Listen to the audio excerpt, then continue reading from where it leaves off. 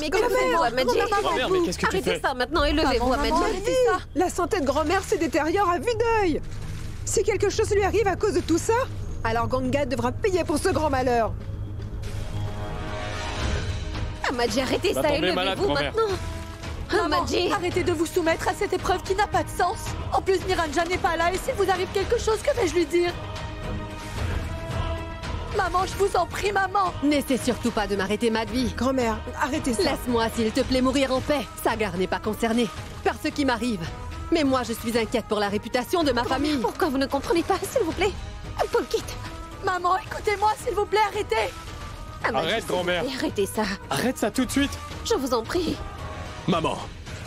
Maman! Ça suffit Maman. maintenant. Qu'est-ce qui se passe? Regarde ça. Maman essaie de se suicider, Niranjan. Arrête-la, s'il te plaît. Mais pourquoi est-ce qu'elle fait tout cela? Quel est le problème? Saga. Il a mis du vermillon sur le front de Ganga.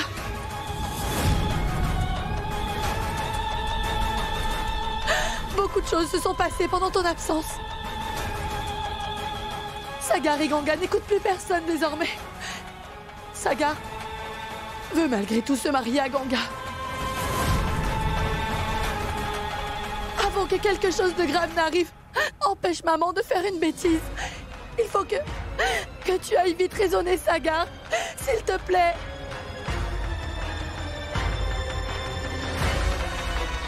L'état de grand-mère s'aggrave. Amadji. Maman, Grand-mère.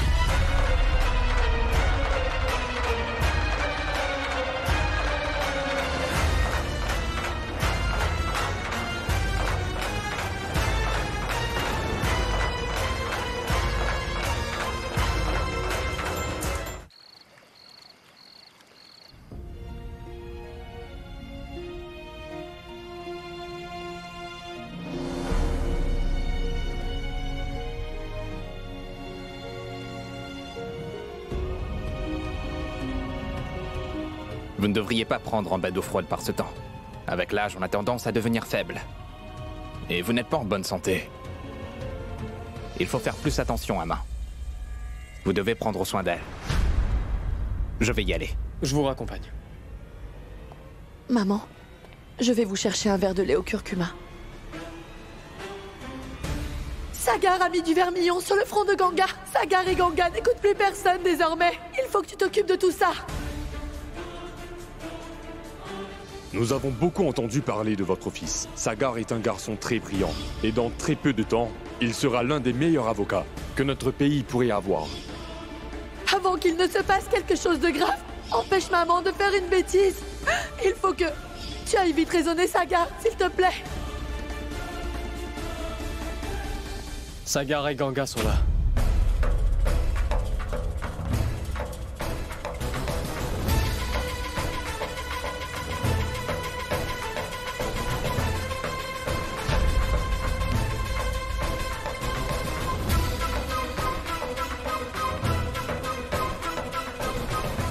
Maman, s'il vous plaît, soyez prudente.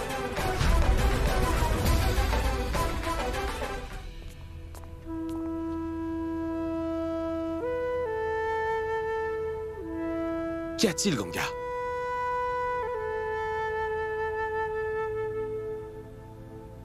Papa est revenu, Ganga. Il va tout gérer maintenant. Et je suis là.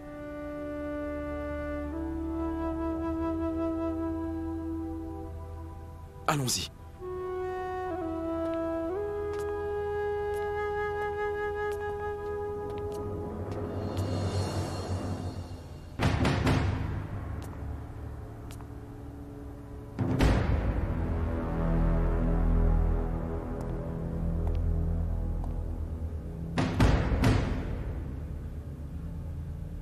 Sagar.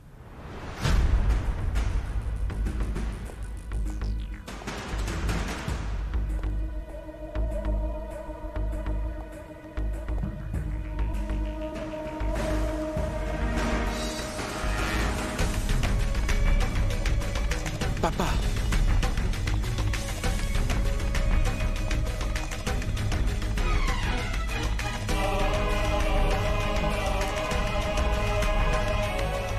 Papa. Papa, je t'attendais avec impatience.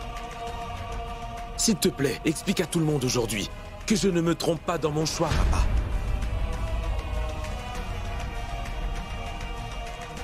Tu n'as aucune idée de tout ce qui s'est passé. Je sais tout.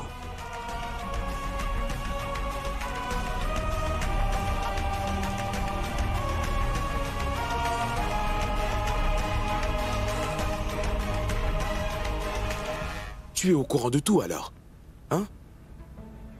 Si tu sais tout, donc prends donc une décision. Dis à grand-mère et à maman que Ganga a le droit de vivre sa vie. Une veuve aussi a le droit de vivre sa vie. Ganga et moi avons le droit d'épouser la personne que nous aimons.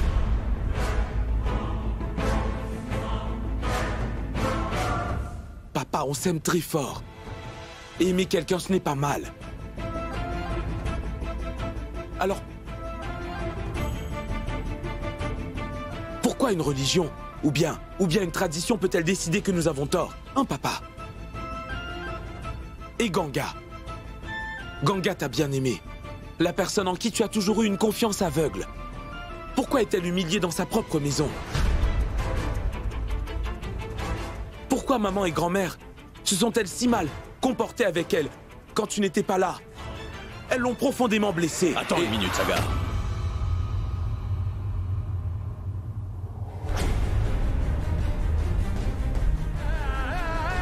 Aujourd'hui, c'est vous deux qui devez comprendre ce que j'ai à vous dire, les enfants.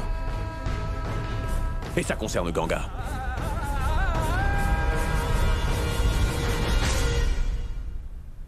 Mais papa, cela signifie qu'elle n'a pas le droit de vivre. Bien sûr que si. Elle a parfaitement le droit de vivre seule sa vie. Elle a également le droit d'améliorer son avenir et je l'ai toujours soutenue. Elle a le droit de rêver. J'ai même réalisé ses rêves, Sagar. C'est moi qui l'ai emmenée ici pour vivre avec nous. Je l'ai nourrie comme mon propre enfant. Mais qu'est-ce qu'elle a fait en retour?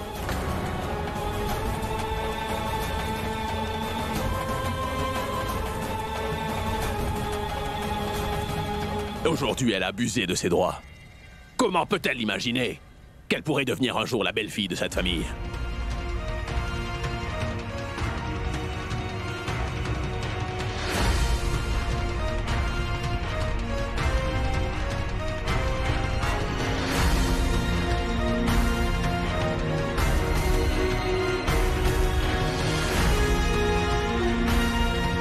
Mais aujourd'hui, tout ça est aussi de ta faute, Sagar.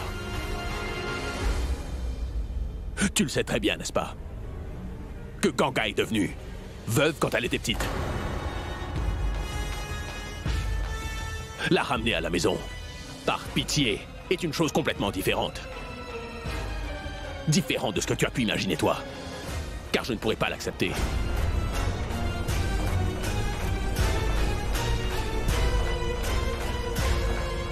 Je ne pourrai jamais l'accepter comme étant l'une des belles filles de cette famille, Sagar.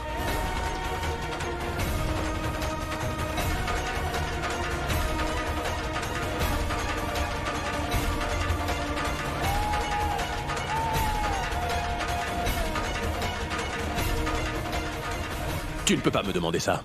Et moi, je ne pourrai jamais te permettre de faire ça. La ramener à la maison par pitié est une chose complètement différente.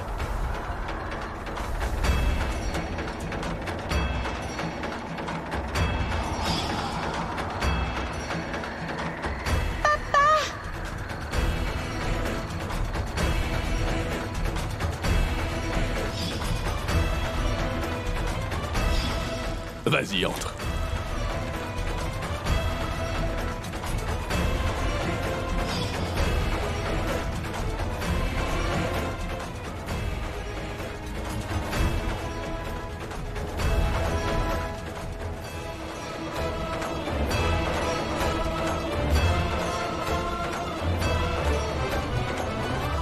Ganga, je sais que tu es terriblement blessé aujourd'hui. Tu es vraiment une fille exceptionnellement douce. Et je suis très, très attaché à toi. Je t'aime énormément, mais... Oui, mais... Oui, mais quoi, Papou?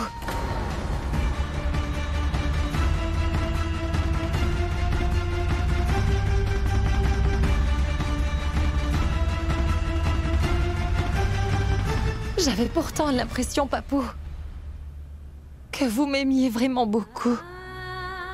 Mais aujourd'hui, j'ai réalisé que tout cela est un mensonge. Vous ne m'avez jamais aimé et vous ne vous êtes jamais vraiment attaché à moi. C'était un mensonge. Tout ça a été faux. Vous m'avez trahi, Papou. Tais-toi, Ganga.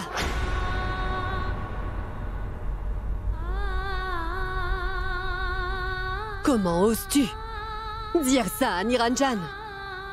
Il t'a nourri et t'a aimé comme son propre enfant. Il t'a mise à l'abri quand tu en avais le plus besoin. Et toi, Comment oses-tu lui dire ça? N'as-tu pas honte de lui parler comme ça? Regardez son audace. Regardez-la. Hein? Comment oses-tu lui répondre de la sorte? J'ai seulement dit tout ce que j'avais à dire, grand-mère.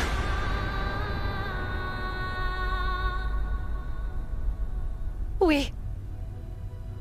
Papou m'a emmenée dans cette maison. Il s'est battu contre le monde entier pour moi, pour me trouver un abri. Et laisser une veuve comme moi rester chez lui. Et il s'est occupé de moi.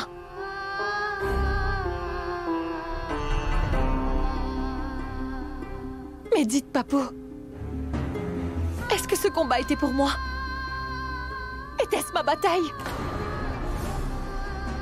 Ou était-ce pour prouver que vous êtes un être humain formidable?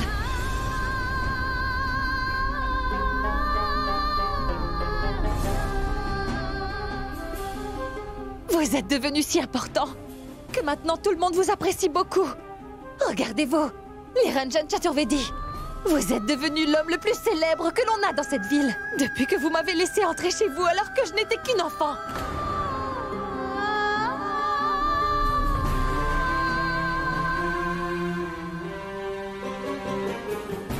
Non, Papou. La vérité, c'est que vous ne m'avez jamais considéré comme un être humain. J'étais plus comme une récompense pour vous. Un trophée que vous avez un jour ramené à la maison. Pour que les gens vous considèrent comme un dieu. Aujourd'hui, vous êtes une grande personne pour tout le monde. Vous êtes vraiment très respecté. Et pourtant, moi aujourd'hui, je ne suis plus personne. Ganga ne compte plus à vos yeux. Mon respect de moi-même a toujours été la chose la plus importante pour moi. Mais aujourd'hui, vous avez terni mon amour-propre. Simplement parce que vous vous êtes servi de moi. Et que vous avez fait tout ça pour votre propre bien.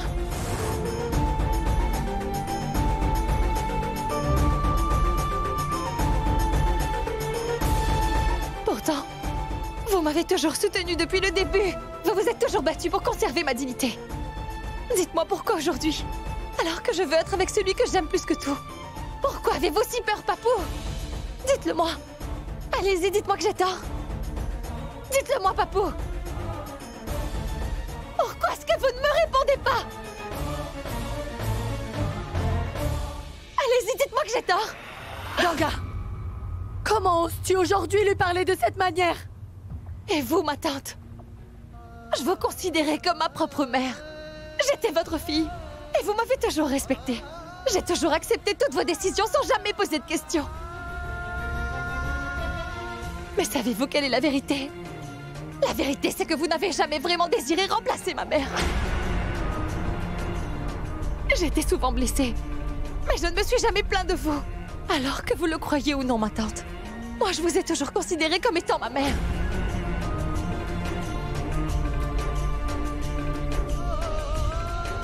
Mais je suis plus déçue par Papou. Et par moi-même également. Car ce jour-là, pour la première fois, lorsque vous m'avez évité de tomber dans la rivière, vous m'avez demandé de ne pas pleurer. Et vous me teniez la main avec beaucoup d'amour. Vous m'avez emmenée chez vous. À ce moment-là, j'ai cru que le Tout-Puissant vous avait envoyé sur Terre pour remplacer mon père. Je pensais que vous seriez devenu mon autre père. J'étais si bête de penser que ça pouvait se réaliser. Mais je ne comprends pas. Pourquoi ce jour-là vous m'avez sauvée? Je n'arrive pas à comprendre, Papou. Pourquoi j'ai pu imaginer toute ma vie que vous étiez comme un père pour moi? Comment avez-vous pu être aussi égoïste?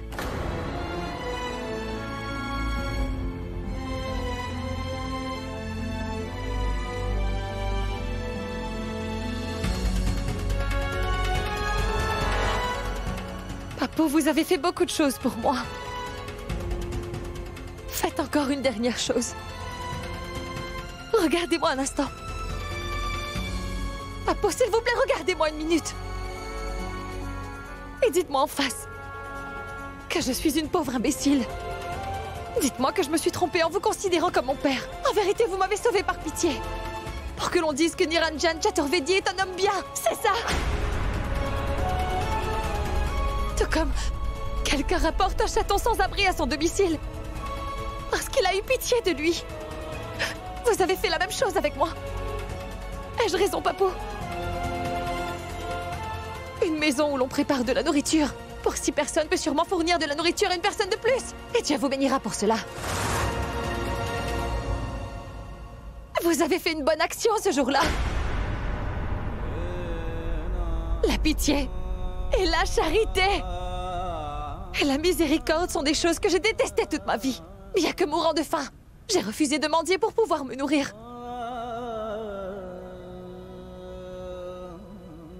Vous avez brisé ma fierté. Et vous m'avez tellement déçu, Papou. Parce que vous m'avez emmené dans cette maison pour que je vive dans la charité. Vous m'avez fait une faveur. Et la pitié.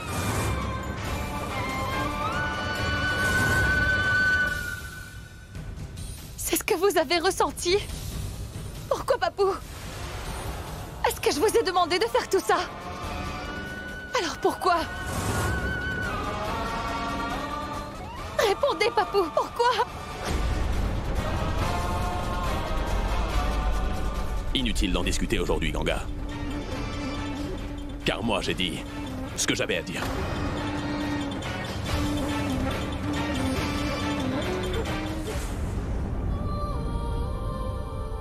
Ganga! Ganga, Ok. attends! Laisse-la seule un petit moment.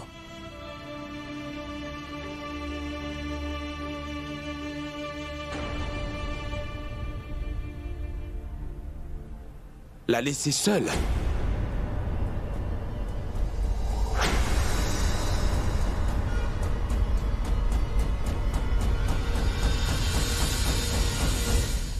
Laisse-la seule. Pendant un moment. Aujourd'hui, tu as fait en sorte à ce que Ganga se sente seule pour toujours.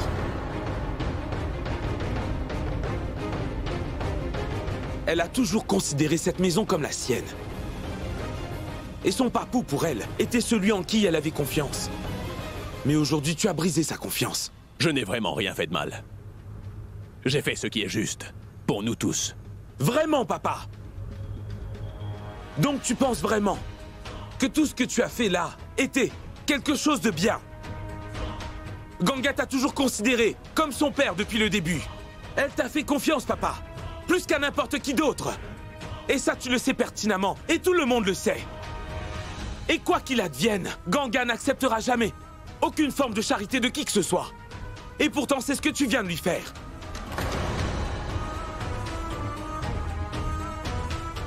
Tout ce que tu as fait, pour elle, a été fait par pitié et rien d'autre. Et tu as donc profité de la situation. Papa, tu as complètement brisé le cœur de Ganga aujourd'hui. Tu as clairement fait comprendre à tout le monde que tu lui as permis de vivre ici par pitié. Et les blessures que tu lui as infligées ne guériront jamais, papa. Ganga a toujours pensé que tu tenais à elle depuis son plus jeune âge. Mais tout ça n'était que des mensonges. Sagar, essaie de me comprendre, s'il te plaît. Je ne peux absolument pas donner à Ganga ce qu'elle désire Pourquoi aujourd'hui. tu ne peux pas lui donner? Je ne comprends pas du tout pourquoi tu ne peux pas. Papa, tu nous as toujours encouragés, hein? Tu voulais nous voir évoluer. Tu as toujours cru en l'égalité des droits. Et comment te surnommait-on? Moderne. On disait que tu étais un homme moderne. Alors comment peux-tu refuser de voir une veuve se remarier? Hein? Et pourquoi pas? Lorsque le frère de Janvi a voulu épouser Ganga il y a quelques mois, tu étais vraiment très heureux. Tu as même accepté cela très facilement. Il complimentait Sahil sans cesse. Que s'est-il passé? Lorsque ton fils a pris la même décision que Sahil, tout a changé d'un seul coup. Tout est devenu différent.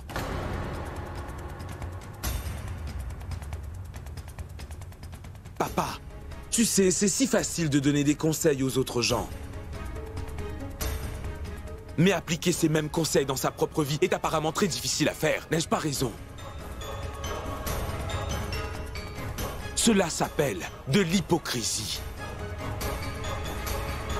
En d'autres termes, on appelle ça de la lâcheté. Saga!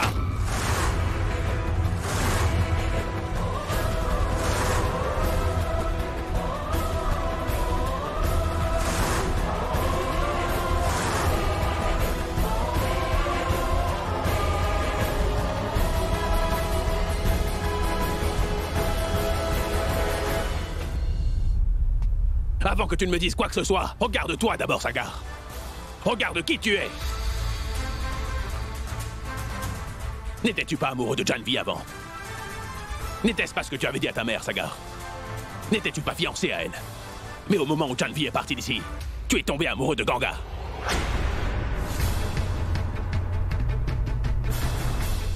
Tu me fais un discours sur la confiance et la foi, n'est-ce pas, mon garçon? Mais dans ce cas, n'as-tu pas brisé la confiance de Janvi? N'as-tu pas trahi ton ex-fiancé? Ton amour pour Janvi n'était-il pas réel, dis-moi, Sagar? Tu es revenu d'un seul coup sur tes propres mots, mon fils. Mais moi, je ne suis pas de ceux qui font ça. J'ai déjà promis aux parents de Janvi que tu t'uniras très bientôt avec elle, Sagar. Donc il faudra que tu épouses Janvi comme promis. Et cela dans quelques jours, Sagar.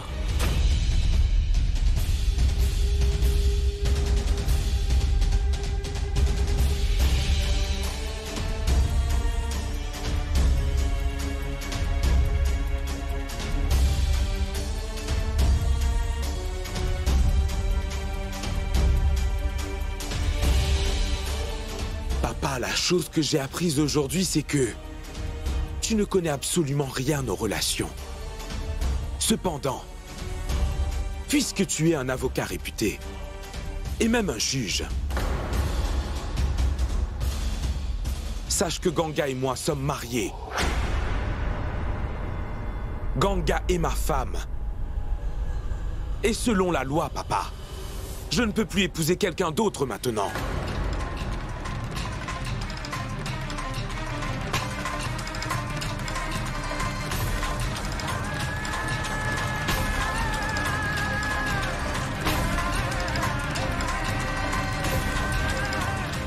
Qui a bien pu dire que le vermillon valide notre mariage?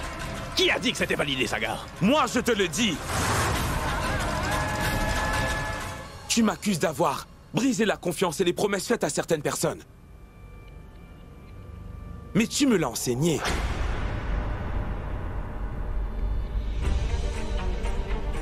Avant de donner ta parole aux parents de Janvi, bien avant. Tu avais fait des promesses à Ganga, tu t'en souviens? Tu lui avais promis de lui apporter beaucoup de bonheur. Qu'est-il arrivé? Tu as brisé ta promesse. Encore. Comme on dit, tel père, tel fils.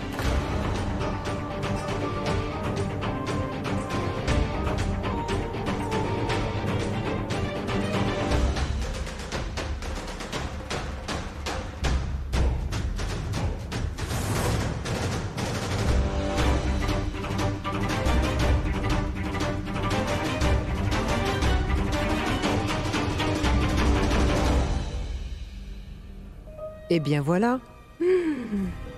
Une fois encore. Aujourd'hui, Sagar s'est dressé contre son père. Et lui a tenu tête.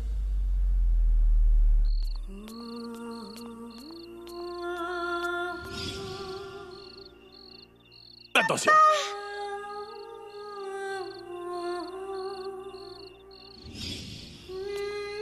Si tu veux quelque chose au marché, alors fais-le-moi savoir.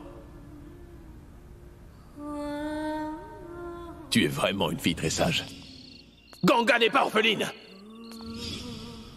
À partir de maintenant, elle restera avec moi, dans ma maison.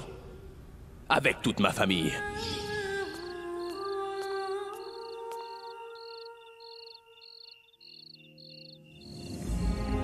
Tu sais très bien, n'est-ce pas, que Ganga est devenue veuve quand elle était petite. La ramener à la maison, par pitié, est une chose complètement différente de ce que toi tu as pu imaginer, Sagar.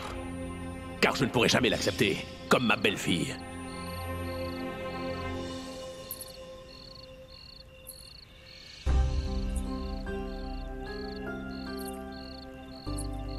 Que fais-tu là, dis-moi? Tu n'as pas allumé la lampe du soir? Non. Car les lampes sont allumées pour pouvoir porter chance. En ce moment, je me sens vraiment maudite. Et rien ne pourra me porter chance. Allumer les lampes aujourd'hui ne me fera vraiment aucun bien.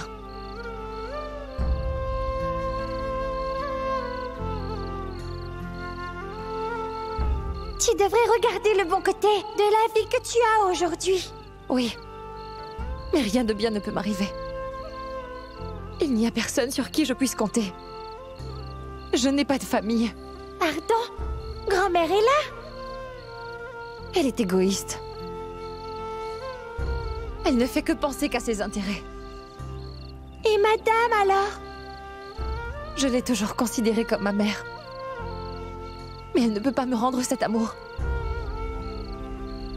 La vérité, c'est simplement que je suis orpheline, Ganga. Je n'ai personne au monde. Et toute ma vie est ruinée parce que je n'ai jamais voulu accepter la vérité. J'aurais dû accepter mon destin de veuve, il y a bien longtemps.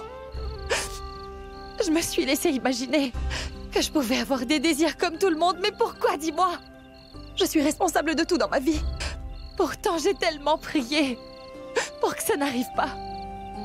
Mais si j'avais accepté mon destin quand j'étais encore une enfant au lieu de rêver sans cesse, alors ce jour ne serait pas arrivé.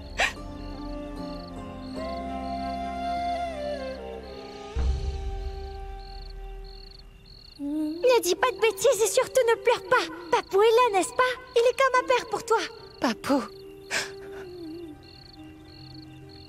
C'est ce que je pensais moi aussi. Que Dieu avait envoyé Papou pour prendre la place de mon père. Mais il est juste Niranjan Chaturvedi. Juste un avocat renommé de Bénarès. Et il m'a ramenée chez lui quand j'étais petite car il avait pitié de moi. Il ne m'a jamais aimée comme j'ai pu le croire. De la même manière que moi j'ai ramené Jalebi Prasad. Et la seule différence entre nous, c'est que moi je l'aimais vraiment comme un père. Et que je pensais être une fille pour lui. Mais Papou, lui, n'a pas réussi à me donner l'amour d'un père. Il m'a vraiment fait du mal. Il était pourtant bien conscient du fait que mon amour-propre signifie aujourd'hui vraiment tout pour moi, Ganga. Mais il a eu pitié de moi, malgré le fait que je déteste vivre comme une mendiante. Tu as complètement tort. Papou m'aime beaucoup, je le sais. Il ne pourrait jamais me faire ça. Non. C'était généreux de sa part de m'avoir fourni un abri. Mais l'erreur que j'ai commise, c'est d'avoir pris sa faveur pour de l'amour. Il faut que tu saches que mon progrès réside aujourd'hui, Ganga, dans l'acceptation de la vérité. Ce n'est pas vrai, tu mens. Papou ne peut rien faire de mal. Tu as du mal à interpréter tout ça. Il m'a dit clairement, en me regardant dans les yeux, qu'une veuve pourrait être ramenée à la maison pour y vivre ainsi, et qu'il ne pourrait pas l'accepter comme sa belle-fille. Je suis juste une veuve pour lui, et rien de plus, Ganga. Mon papou ne pourrait jamais dire ça. Il ne pourrait jamais briser ma confiance. Ça, jamais.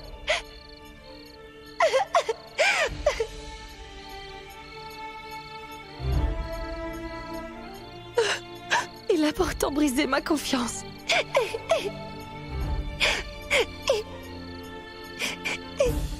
Et Sagar? Fera-t-il pareil que les autres? Est-ce qu'il va changer? Est-ce qu'il va aussi me tromper?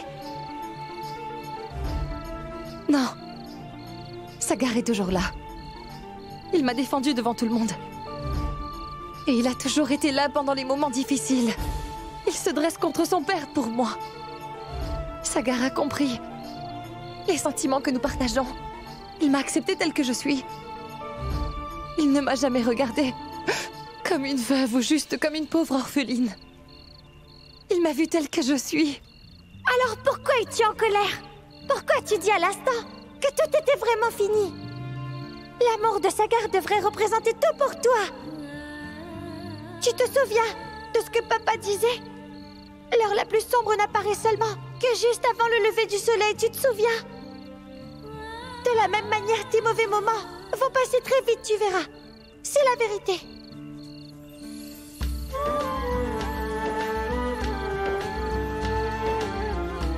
Regarde ça.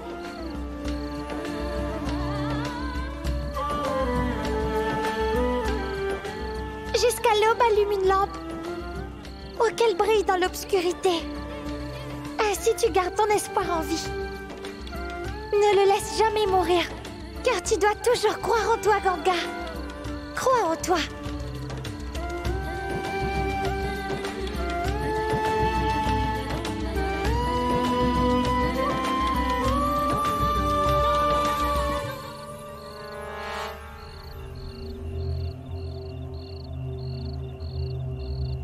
Ganga?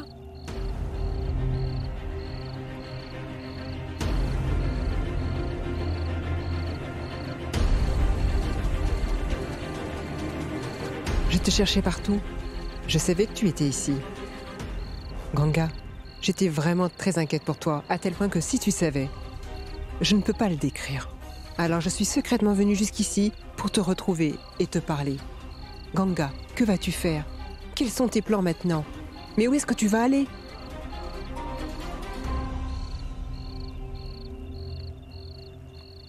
Vos médicaments. Emmène ça loin de moi. Je souhaiterais ne pas être en vie pour voir ce jour arriver. Apporte-moi du poison, c'est de ça dont j'ai besoin. Soit tu m'en apportes ou non. Très bien, tu peux partir.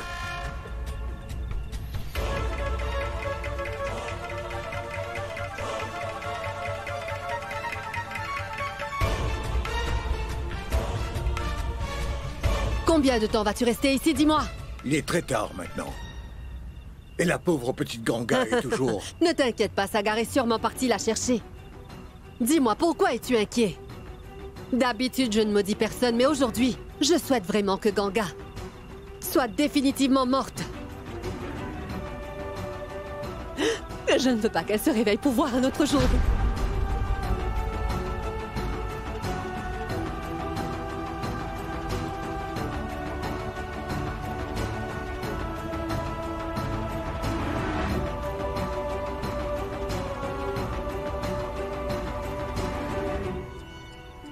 Maman, pourquoi est-ce que tu maudis Ganga?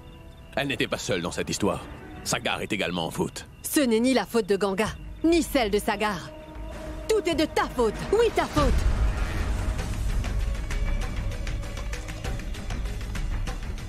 Je n'ai cessé. Je n'ai pas cessé de te demander de garder cette fille loin de mon petit-fils. Mais non. Tu n'as pas voulu m'écouter. Tu n'as pas vu Niranjan. Que Ganga était très intelligente et qu'elle saurait comment l'endoctriner. Oh. Dieu sait ce qui se passe. Nous ne pouvons que subir. Non, maman. Ça n'arrivera jamais. Car je m'y opposerai de toutes mes forces. Je vais m'occuper de tout. Sagar ne peut pas aller contre ma volonté. Il devra m'écouter maintenant et changer de décision plus vite. Niranjan, tu as bien raison. Mais Sagar est vraiment comme toi. Il n'écoutera personne. Je connais mon petit-fils par cœur. Et je sais pertinemment qu'il n'écoutera personne d'autre que lui-même. C'est une catastrophe. Un désastre, c'est certain, sache-le, Niro. Et personne ne pourra nous sauver de ce désastre.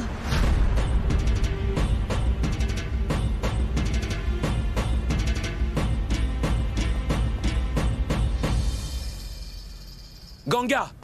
Où est-elle? Sagar, Ganga est à l'intérieur. Elle est très en colère. C'est pour cette raison que j'ai dû t'appeler. Va voir ce qui ne va pas. La pauvre fille est très énervée. Mais vas-y vite.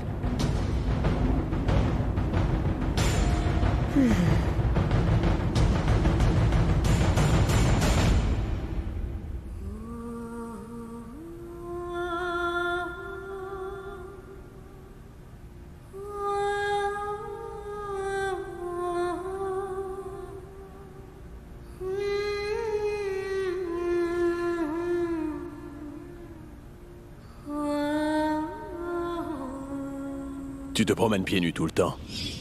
Tu dois donc être blessé. Et tu dois aussi avoir des ampoules. Alors porte ces sandales maintenant. Ganga! Que fais-tu ici? Tu n'as même pas pensé à moi. Je t'ai cherché partout dans la rue. Et j'ai même été jusqu'à l'autre bout de la ville. Dis-moi. Qu'est-ce que tu fais ici? Hein?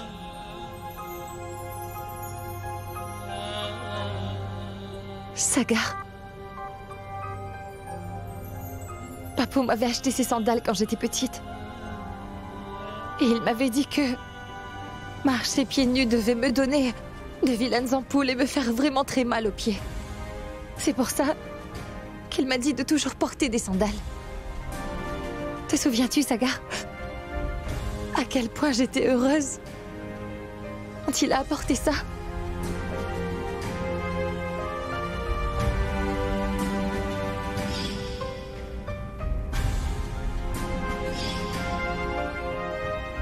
Il m'avait fait une faveur quand j'étais encore une enfant. Était-ce aussi par pitié? Sagar, si j'avais su tout ça, je n'aurais jamais accepté ces sandales. Je ne les aurais jamais acceptées, Sagar. Je préférerais marcher pieds nus toute ma vie s'il le faut. Parce que c'est sûr que les ampoules m'auraient fait moins mal que le fait d'apprendre aujourd'hui que Papou ne m'a jamais vraiment aimée. Tout ce qu'il a fait a été fait par pitié. J'étais à sa merci, Sagar. Sagar. Oui. Papou m'a juste fait une faveur. Il ne m'a jamais aimée et moi j'ai confondu sa charité avec son amour. Il m'a tout donné par charité d'âme et non par affection. C'est ce qui s'est passé. Papou ne m'a jamais vraiment aimée, Sagar. Non, il ne m'a jamais aimée. Comment a-t-il pu faire ça, Sagar? Ganga, écoute-moi, s'il te plaît. D'accord, écoute-moi. Hein? Écoute. Je sais. Je sais que papa t'a menti et j'en suis vraiment désolé. Tu le considérais comme ton propre père, tu l'appelais même Papou. Mais aujourd'hui, il t'a laissé tomber. Je comprends qu'il t'ait beaucoup blessé, mais fais-moi confiance, tout ça c'est du passé. Crois-moi. Moi, je ne briserai jamais ta confiance. Hein? Moi, je ne te trahirai jamais.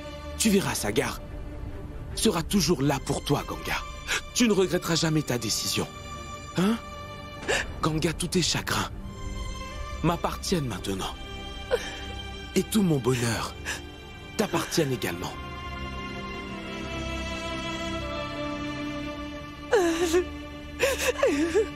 Je suis là.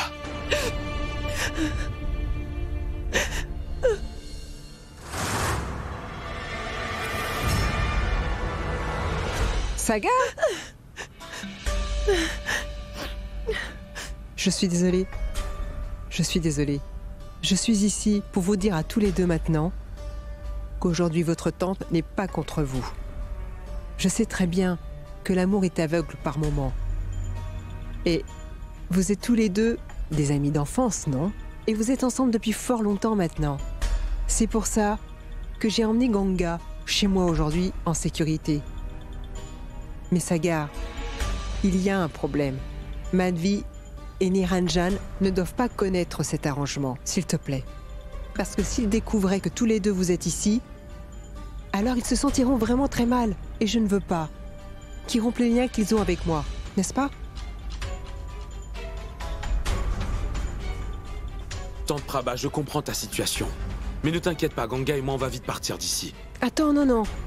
Ce n'est pas ce que je voulais dire. Écoute, Sagar. Considère cette maison, à partir d'aujourd'hui, comme la tienne. Tu peux rester ici. D'accord, Ganga? Non, merci, ma tante.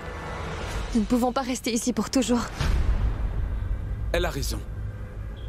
Il est temps de prendre une décision. Je veux savoir si ma famille est prête à accepter notre relation ou pas.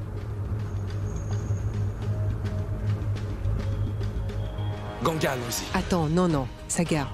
J'ai dit non. Ne prends jamais la décision à la hâte.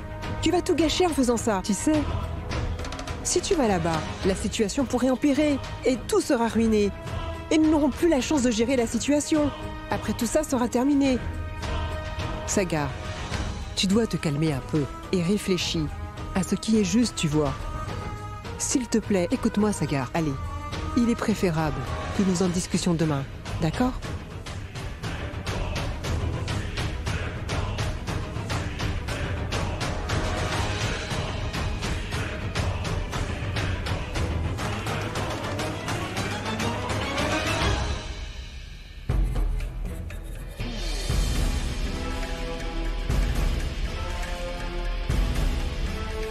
Les choses vont empirer demain, Sagar. Alors attends et tu verras. Madhvi et Niranjan vont subir un choc et ils ne pourront pas s'en sortir après ça.